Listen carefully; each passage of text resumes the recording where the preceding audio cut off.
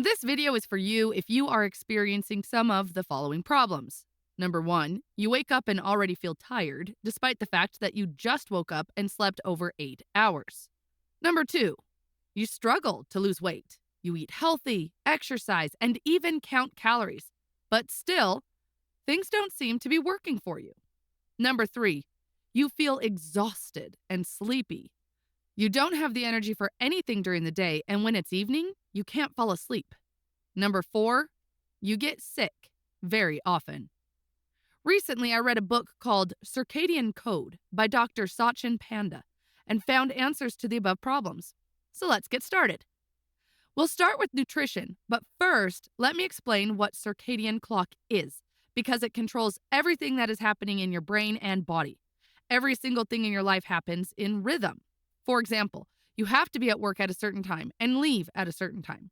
Similarly to your working hours, your brain and every single organ in your body have working and resting hours that are controlled by their individual clocks, also known as circadian clocks. Not just humans, every single animal and plant on Earth has it. Unlike humans, plants and animals are very respectful to their circadian clocks. For example, if your boss expects you to be at work at 8 a.m. sharp every day, you can't just show up at random times each day. Just like coming to work inconsistently will ruin your career, being inconsistent with eating and sleeping will ruin your health. Here's an experiment about the inconsistency that personally blew my mind. The author took two identical twin mice and gave them the same unhealthy diet in the same amount each day. The only difference was that one mouse was allowed to eat whenever it wanted, while the other had to eat within an 8-hour window. The experiment lasted for 18 weeks, and the results were quite shocking. The mouse, which had free access to food, gained 28% more weight and developed all kinds of diseases, such as diabetes, obesity, fatty liver, and heart diseases. But the mouse that ate the same unhealthy food in a controlled time window didn't develop any of those diseases. Quite the opposite. It had more energy, became more athletic, had better blood sugar and cholesterol levels. Here is another surprising finding.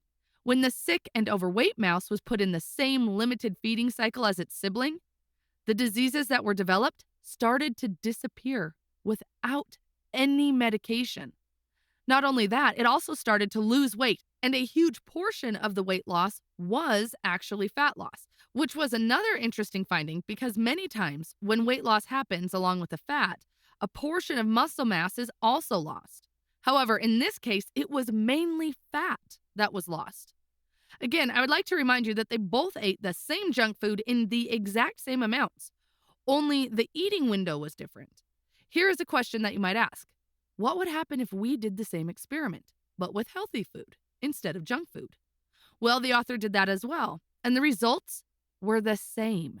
The mouse that ate in an unlimited window started to gain weight despite the fact that the food was healthy. This was quite mind-blowing for me personally because I thought that weight gain and all those diseases wouldn't happen once food is healthy. But experiments prove the opposite. Regardless of how healthy your diet is, eating on an unlimited window causes weight gain and creates diseases. This is revolutionary because it supports the concept that when you eat is as important or even more important than what you eat. If you are wondering why timing matters so much, then here's the reasoning behind.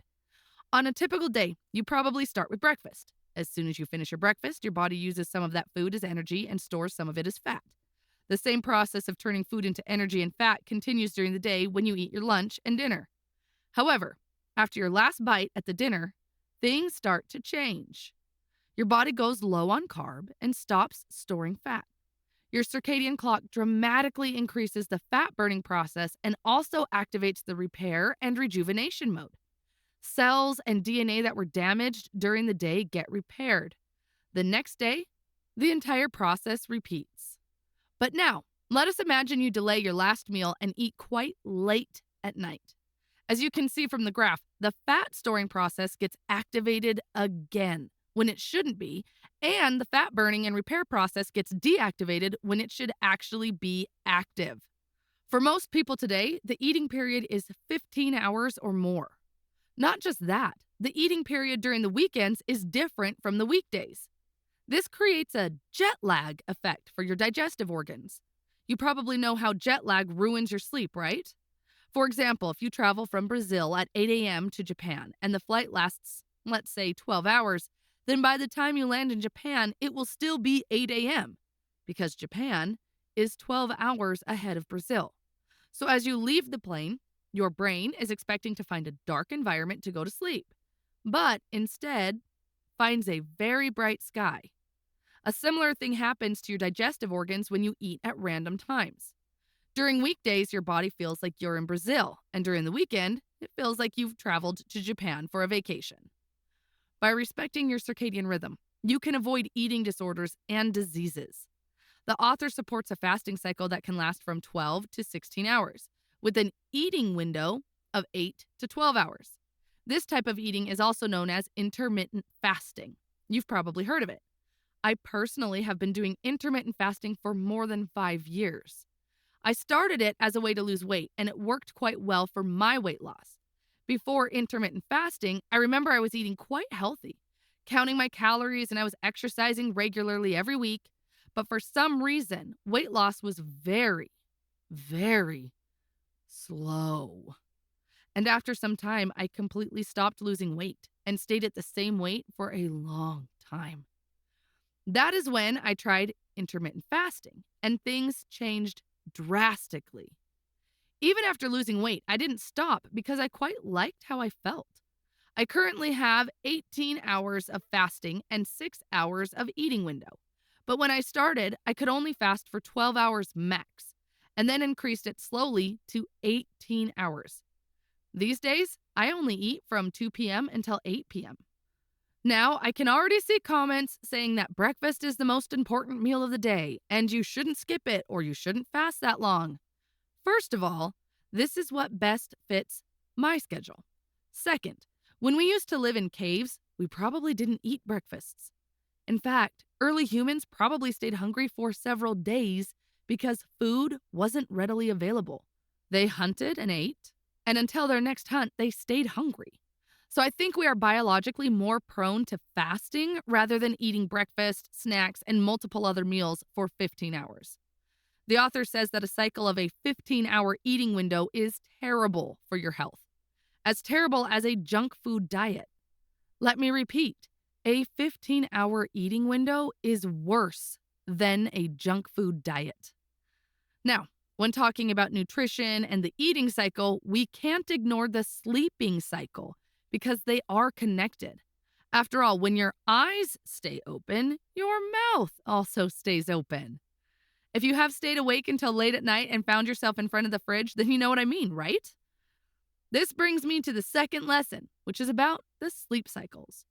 Our sleep cycle is so hardwired into our brain that even if I take you to another planet, lock you in a room, turn all the lights off, and remove the lock from the room, you will still go to sleep according to your sleep cycle.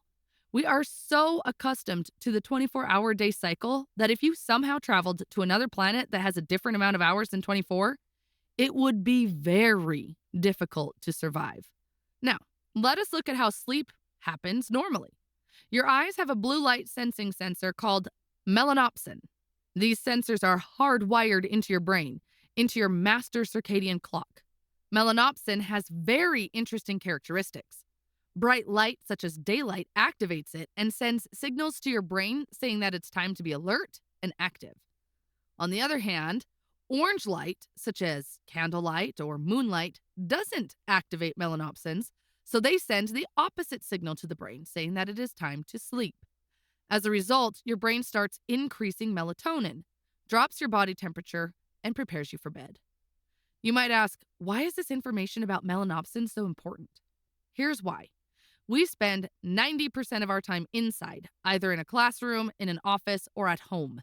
This means you don't get the bright light that you need to activate the melanopsin to reset the circadian clock and make you active for the day. On the other hand, when it is evening, you sit in front of a computer or TV, which has very bright blue light, and melanopsins get activated. So in the morning, when it should get activated and prepare you to be active for the day, it doesn't because you sit in a closed environment and don't get the necessary light. And in the evening, it gets activated when it shouldn't be activated. You keep sending wrong signals to your brain and start living in this confusing world. When it is daytime, your brain thinks that it is nighttime, and when it is nighttime, your brain thinks that it is daytime. No wonder you feel sleepy and have no energy during the day. No wonder you can't fall asleep in the evening. No wonder you feel tired all day long. No wonder you wake up feeling exhausted. So, how can you fix this and reset your circadian clock correctly? Here are 9 tips. 1. Take a walk outside in the morning. 5 minutes is enough to set your clock correctly. 2. Position your desk as close as possible to a window that allows the light to get in. Do the same for your employees if you own a company. They'll feel better at work if they're near daylight.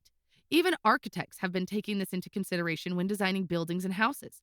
You don't have to stand in the daylight all day, but getting at least 2 hours of daylight exposure is essential for your health. 3. Don't use screens or glasses with a blue light filter during the day. 4. Avoid all screens after 6 p.m., but if you absolutely must use them, set them not to emit blue light. Most modern smartphones and computers have this function.